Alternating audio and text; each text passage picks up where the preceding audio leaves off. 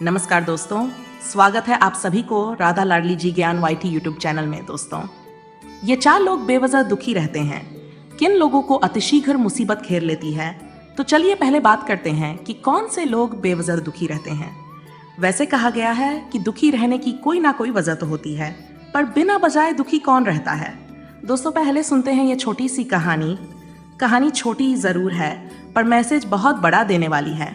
मित्रों, कुछ लोगों की शिकायत और कि छोटी वीडियो बनाया करो, अधिक लंबा वीडियो सुनकर बोर हो जाते हैं। तो मेरा ये प्रयास रहता है कि मैं आपको कम समय में अपनी बात समझा सकूं। पर हम देखते हैं कि जितना छोटा वीडियो बनाते हैं उतने ही लोग कम देखते हैं, वीडियो भी पूरा नहीं देखते।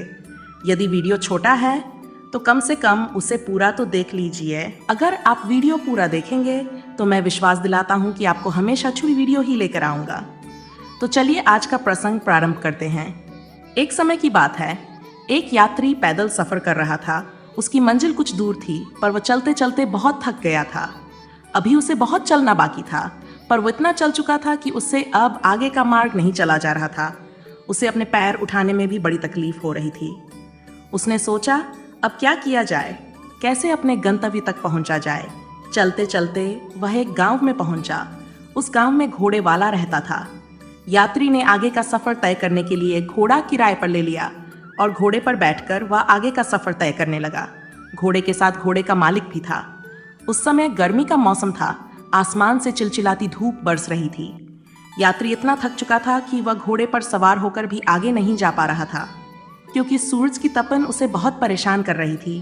तो उसके मन में विचार आया कि कहीं कोई पेड़, कोई सघन वृक्ष मिल जाए तो उसकी छाया में बैठकर सुस्ता लिया जाए। मगर दुर्भाग्य से रास्ते में कोई पेड़ पौधा नहीं था जो थोड़ी देर के लिए उसके नीचे बैठकर आराम कर लेता। धूप से बचने का जब कोई रास्ता नजर नहीं आया तो उसने रास्ते में ही घोड़ा खड़ा कर दिया और घोड़े की परछाई में बैठकर सुस्ताने लगा। घोड़े का मालिक घोड़े के ही आया था। उसे यात्री को घोड़े की छाया में बैठकर आराम करते देख रास नहीं आया। वो एकदम से बिगड़कर यात्री से बोला, हटो भाई यहाँ से, आप घोड़े की छाया में नहीं बैठ सकते। मैंने तुम्हें घोड़ा किराए पर दिया है, घोड़े की छाया नहीं दी है। घोड़े की छाया पर तो मेरा अधिकार है, घोड़े की छाया में मैं बैठूंगा, तुम नहीं। घोड़े का मालिक यात्री से झगड़ते हुए बोला, तुम हटते हो यहाँ से? नहीं। घोड़े के मालिक का ऐसा बर्ताव देखकर यात्री बहुत चकित रह गया। कहने लगा, भाई आप धक्का क्यों दे रहे हो? पागल पागल तो नहीं हो? आपको मैंने घोड़े का मुंह मांगा किराया दिया है, तो जब तक मैं अपनी मंजिल तक नहीं पहुंच जाता तब तक घोड़े पर और उसकी छाया पर मेरा ही अधिकार है। मैं घोड़े का भी उपयोग करूंगा और उसकी छाया का भी। तुम मुझे घोड़े की छाया में बैठने से नहीं रोक सकती। घोड़े का मालिक फिर बिगड़ कर बोला, चुपचाप सीधी तरह हटते हो या पकड़कर हटाना होगा। आपने घोड़ा किराए पर लिया है, उसकी छाया नहीं ली है, तो मैं घोड़े की छाया में आपको क्यों बैठने दूं? या तो आप मुझे घोड़े की छाया का भी किराया दो। घोड़ा मेरा है तो छाया भी मेरी है, इसलिए इज्जत से घोड़े की छाया से हट जाओ, वरना अच्छा नहीं होगा। यात्री बोला, अरे भाई, बड़े बेवकूफ मालूम पड़ते हो। घोड़ा किराए पर मैंने लिया है तो उसकी छाया पर भी मेरा ही अधिकार है। आप चुपचाप अपने नए घोड़े के साथ चलिए। मेरा गंतव्य पूरा होने पर आप अपना घोड़ा ले आइए। मित्रों, अब तो यात्री और घोड़े वाला आपस में एक दूसरे को गाली गलौज और धक्का मुक्की करने लगे। झगड़ा बहुत बढ़ता चला गया। दोनों एक दूसरे से कम नहीं थी। वो कहते हैं ना, आग के अंधे और गांठ के पूरे। दोनों बुद्धि से दूर थे। दोनों मूर्खता का बहुत अच्छा परिचय दे रहे थी। तू मैं इतना बड़ा कि दोनों आपस में भिड़ गए। एक दूसरे को मारने पीटने लगे। धक्का मुक्की, लात घून से बरसने लगे। दोनों की धक्का मुक्की को देखकर वह घोड़ा बधक गया। वह ऐसा बदका कि अपने प्राण लेकर वहां से भाग खड़ा हुआ, और ऐसा भागा कि फिर उसका पता भी नहीं चला कि घोड़ा कहाँ गया। घोड़े का वहां आसपास भी कोई ठिकाना नहीं था। ये देखकर यात्री बड़ा खुश हुआ और ताली बजाकर बोला, लो बैठ लो घोड़े की छाया में, अब जाओ अपने घर और इसी छाया के लिए अपना माथा पीटते रहना, पागल कहीं का। घोड़े को ना देखकर घोड़े का मालिक अपना माथा पीटने लगा। हाय, मैंने छाया का मोह किया तो घोड़े की काया से भी हाथ धो बैठा। छाया से मोह करने का मुझे बहुत बड़ा दंड मिल गया। घोड़े वाला छाती मलता हुआ अपने घर लौट गया। इसीलिए कहते हैं, अनावश्यक चीजों के पीछे कभी लड़ना झगड़ना, बहसबाजी नहीं करना चाहिए। कुछ लोग घोड़े के मालिक की तरह व्यर्थ की चीजों के पीछे बुद्धि, विवेक और अपनी सारी शक्तियां लगा देते हैं। फिर बाद में उनके हाथ से आवश्यक चीजों को भी गंवाना पड़ता है। जिस काम का कोई अर्थ नहीं है, जिस काम का कोई अर्थ हो, उसी में अपनी शक्ति को व्यय करना चाहिए। अर्थहीन काम सिर्फ थका है, बका है और अपना नुकसान कराते हैं। कहते हैं ये 4 लोग बेवजह दुख भोगते हैं। पहला, डर करने वाला, जिसे मिलता तो कुछ नहीं है, बस दूसरों को अच्छा खाता पीता, तरक्की करते देख अपनी छाती फूके रहता है। नंबर 2, कंजूस। कंजूस आदमी अपनी कंजूसी के चलते सुखों से वंचित रहता है। वह कष्ट तो सह लेगा पर धन को खर्च नहीं करेगा। तीसरा होता है आलसी। आलसी आदमी मन का हारा हुआ होता है। उसके पास सब कुछ होता है, फिर भी वह अपने आलस के चलते उन्हें भोग नहीं पाता। ना अपनी उन्नति कर पाता है और ना विपत्तियों से अपना बचाव कर पाता है। जानबूझकर वह विपत्ति में पड़ता रहता है। कहते हैं आलसी की मदद भी नहीं करना चाहिए। मदद करके भी हम आलसी को मौत के मुंह में धकेलते हैं। चौथा होता है मूर्ख। मूर्ख को अच्छा, बुरा, हानि का कुछ ज्ञान नहीं होता, इसलिए वह आए दिन अपनी हरकतों से मुसीबत में पड़ता रहता है। जैसे आपने एक बंदर की कहानी सुनी होगी कि एक बंदर था जो एक लकड़ी के लट्ठे पर बैठकर उछल कूद कर रहा था। लकड़ी चीरने वाले कारीगर उस लट्ठे को थोड़ा चीरकर उसमें एक लकड़ी की फीट फंसाकर चले गए।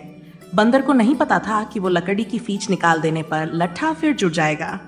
बंदर की पूंछ लटककर उस चिरे हुए लट्ठे के बीच में पहुंच गई थी। जैसे ही उसने लकड़ी की फीट निकाली, बंदर की पूंछ उसमें फंस गई। आखिरकार तड़प तड़प कर बंदर ने दम तोड़ दिया। इसीलिए कहते हैं कि मूर्ख व्यक्ति कब विपत्ति में पड़ जाए कोई पता नहीं।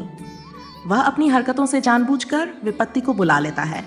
वो कहते हैं ना, आ बैल मुझे मार, ये मूर्ख ही कहावत है। तो दोस्तों, अब तो आप समझ ही गए होंगे कि बेवजह दुखी कौन रहता है। तो चलिए अब बात करते हैं कि किन लोगों को अतिशीघ्र मुसीबत घेर लेती है। इसका अर्थ है जो अपने मित्र और हितैषियों को धोखा देता है, लालच में पड़कर उनसे बिगाड़ कर रखता है, जो अपने समुदाय से बैर रखता है, अपने तैसी जनों की साला नहीं मानता, जो अकेला ही खाना पसंद करता है, सबको मिलबांट नहीं देता, वह हमेशा दुखी रहता है। ऐसे लोगों को मुसीबत अचानक से घेर लेती है।